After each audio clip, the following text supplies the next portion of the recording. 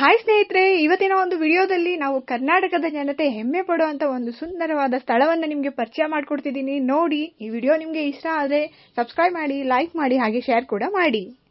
ಐತಿಹಾಸಿಕ ಹಿನ್ನೆಲೆ ಇರ್ತಕ್ಕಂಥ ಈ ಒಂದು ಸ್ಥಳವನ್ನ ಕರ್ನಾಟಕದ ಜಲಿಯನ್ ವಾಲಾಬಾಗ್ ಅಂತಾನೆ ಕರೀತಾರೆ. ಈ ಒಂದು ಸ್ಥಳ ನಮ್ಮ ಚಿಕ್ಕಬಳ್ಳಾಪುರ ಜಿಲ್ಲೆಯ ಗೌರಿಬಿದನೂರು ತಾಲೂಕು ವಿದುರಾಶ್ವತ್ಥದಲ್ಲಿ ಇದೆ.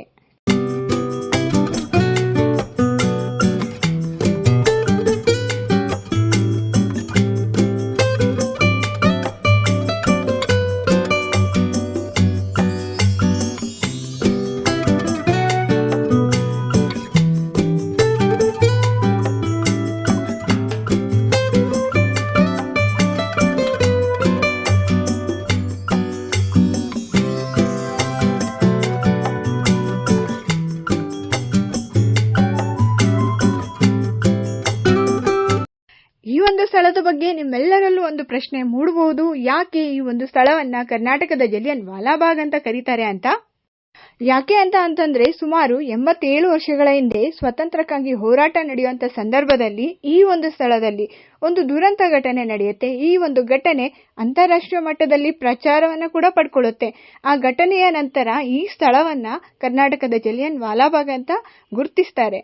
ಸ್ವಾತಂತ್ರ್ಯಕ್ಕಾಗಿ ಹೋರಾಟ ನಡೆಯುತ್ತಿದ್ದಂತ ಸಮಯದಲ್ಲಿ ಶಿವಪುರದಲ್ಲಿ ಸತ್ಯಾಗ್ರಹವನ್ನ ಹಮ್ಮಿಕೊಳ್ಳಲಾಗುತ್ತದೆ. ಈ ಒಂದು ಸತ್ಯಾಗ್ರಹದಿಂದ ಪ್ರೇರಿತರಾದ ಗೌರಿಬಿದನೂರಿನ ಭಾರತೀಯ ರಾಷ್ಟ್ರೀಯ ಕಾಂಗ್ರೆಸ್ ಮುಖಂಡರು, ಗೌರಿಬಿದನೂರಿನ ಗ್ರಾಮಸ್ಥರು ಹಾಗೂ ನೆರೆಯ ಊರಾದ ಹಿಂದೂಪುರದ ಜನರು ಇದೇ ವಿದುರಾಶ್ವತ್ಥದಲ್ಲಿ ತ್ರಿವರ್ಣ ಧ್ವಜವನ್ನ ಹಾರಿಸಬೇಕು ಅಂತ ತೀರ್ಮಾನಿಸ್ತಾರೆ. ಆದ್ರೆ ಈ ವಿಷಯ ಹೇಗೋ ಅಧಿಕಾರಿಗಳಿಗೆ ತಿಳಿದು ಈ ಒಂದು ಪ್ರದೇಶದಲ್ಲಿ ನಿಷೇಧಾಜ್ಞೆಯನ್ನ ವಿಧಿಸ್ತಾರೆ. ಆದ್ರೂ ಸಹ ಹೇಗಾದ್ರೂ ಮಾಡಿ ತ್ರಿವರ್ಣ ಧ್ವಜವನ್ನ ಹಾರಿಸಲೇಬೇಕು ಅಂತ ಪಣ ತೊಟ್ಟು ಇವರೆಲ್ಲರೂ ಮರದ ನೆರಳಿನಲ್ಲಿ ಕಾಯ್ತಾ ಕುಳಿತಿರ್ತಾರೆ. ಇದೇ ಸಂದರ್ಭದಲ್ಲಿ ಪೊಲೀಸರು ಬರ್ತಾರೆ. ಬಂದಂತ ಪೊಲೀಸರು ಇವರೆಲ್ಲರ ಮೇಲೆ ಗುಂಡಿನ ದಾಳಿಯನ್ನ ನಡೆಸ್ತಾರೆ. ಈ ಒಂದು ಗುಂಡಿನ ದಾಳಿಯಲ್ಲಿ ಅನೇಕ ಜನರು ತಮ್ಮ ಪ್ರಾಣವನ್ನು ಕೂಡ ತ್ಯಜಿಸ್ತಾರೆ. ಈ ಒಂದು ಹಿಂಸಾತ್ಮಕ ಘಟನೆಯ ಬಗ್ಗೆ ತಿಳಿದ ರಾಷ್ಟ್ರೀಯ ಮುಖಂಡರು ಈ ಒಂದು ಸ್ಥಳಕ್ಕೆ ಭೇಟಿಯನ್ನ ಮಾಡ್ತಾರೆ. ತದನಂತರ ಈ ಒಂದು ಸುದ್ದಿ ಅಂತಾರಾಷ್ಟ್ರೀಯ ಮಟ್ಟದಲ್ಲಿ ಪ್ರಸಾರವನ್ನ ಕೂಡ ಪಡ್ಕೊಳ್ಳುತ್ತೆ. ಈ ಒಂದು ಹಿಂಸಾತ್ಮಕ ಹತ್ಯಾಕಾಂಡದಲ್ಲಿ ಹುತಾತ್ಮರಾದವರ ಸ್ಮರಣಾರ್ಥ ಇದೇ ಸ್ಥಳದಲ್ಲಿ ಒಂದು ಸ್ಮಾರಕವನ್ನು ಕೂಡ ನಿರ್ಮಿಸಲಾಗುತ್ತದೆ. ಸ್ಮಾರಕದಲ್ಲಿ ಹುತಾತ್ಮರಾದವರ ಹೆಸರುಗಳನ್ನು ಫಲಕದಲ್ಲಿ ಕೆತ್ತಲಾಯಿತು.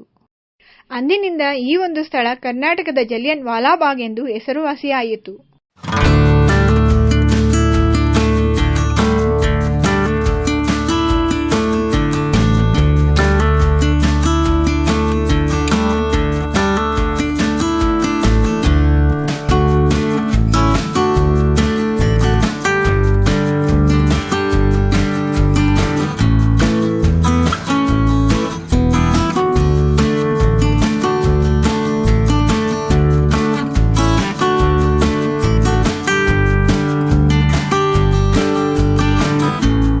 ಇದೇ ಉದ್ಯಾನದ ಒಳಗಡೆ ಒಂದು ಆಡಿಟೋರಿಯಂ ಕೂಡ ಇದೆ.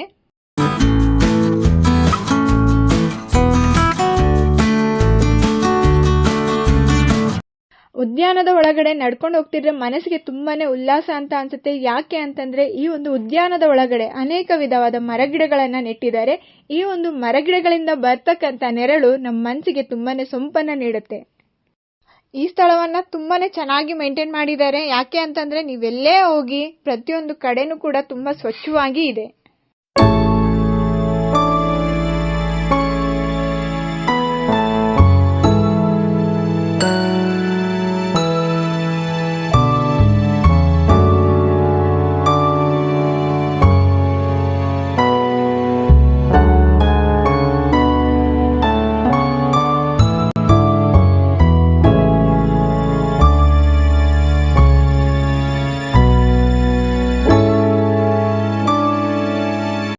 ಸ್ಮಾರಕದ ಪಕ್ಕ ಒಂದು ಸುಂದರವಾದ ಚಿತ್ರಪಟ ಗ್ಯಾಲರಿ ಕೂಡ ಇದೆ.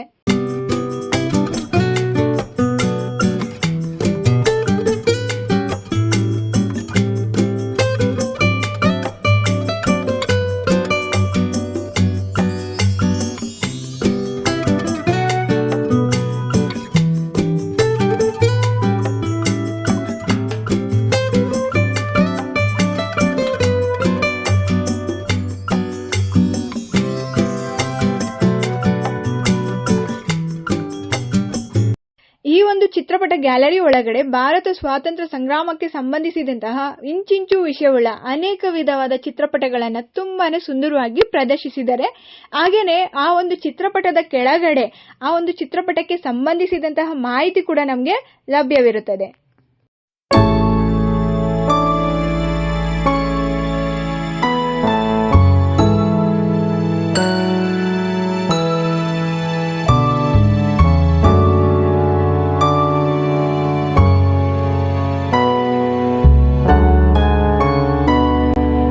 ಬೇಸರದ ವಿಷಯ ಏನಂತಂದ್ರೆ ಈ ಒಂದು ಚಿತ್ರಪಟ ಗ್ಯಾಲರಿ ಒಳಗಡೆ ಯಾವುದೇ ಫೋಟೋಗಳನ್ನಾಗ್ಲಿ ಅಥವಾ ವಿಡಿಯೋಗಳನ್ನಾಗ್ಲಿ ತೆಗೆಯೋದಕ್ಕೆ ಅನುಮತಿ ಇರೋದಿಲ್ಲ. ಈ ಚಿತ್ರಪಟ ಗ್ಯಾಲರಿಗೆ ಹೊಂದಾಣಿಕೆಯಾಗುವಂತೆ ಒಂದು ಗ್ರಂಥಾಲಯ ಕೂಡ ಇದೆ. ಈ ಒಂದು ಗ್ರಂಥಾಲಯದಲ್ಲಿ ಭಾರತ ಸ್ವಾತಂತ್ರ್ಯ ಸಂಗ್ರಾಮದಲ್ಲಿ ಹೋರಾಟ ಮಾಡಿದಂತ ವಿಷಯಗಳಿಗೆ ಸಂಬಂಧಿಸಿದಂತೆ ಅನೇಕ ಮಾಹಿತಿ ಇರುವಂತಹ ಪುಸ್ತಕಗಳು ಹಾಗೂ ಆಲ್ಬಮ್ಸ್ ಕೂಡ ಇರುತ್ತೆ.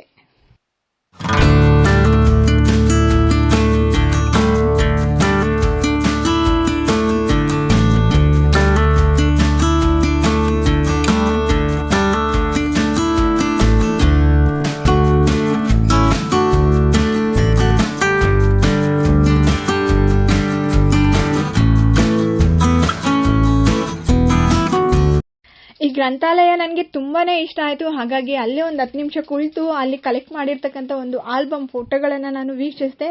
ನಂಗಂತೂ ತುಂಬಾನೇ ಖುಷಿ ಆಯಿತು. ಯಾಕೆ ಅಂತಂದ್ರೆ ಅಷ್ಟೂ ವಿಷಯಗಳು ನಮಗೆ ಒಂದೇ ಜಾಗದಲ್ಲಿ ಸಿಗುತ್ತೆ ಅಂತಂದ್ರೆ ಯಾರಿಗಾದ್ರೂ ಆಗಿರ್ಲಿ ತುಂಬಾ ತುಂಬಾ ಖುಷಿ ಅಂತ ಅನ್ಸುತ್ತೆ.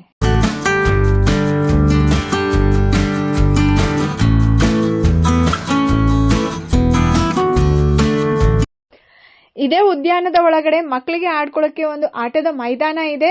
ಈ ಒಂದು ಆಟದ ಮೈದಾನದ ಒಳಗೆ ವಿಧ ವಿಧವಾದ ಆಟಗಳಿದಾವೆ. ಇಲ್ಲಿಗೆ ಬರ್ತಕ್ಕಂಥ ಮಕ್ಕಳು ಈ ಒಂದು ಆಟಗಳನ್ನ ಆಡಿ ಎಂಜಾಯ್ ಕೂಡ ಮಾಡಬಹುದು.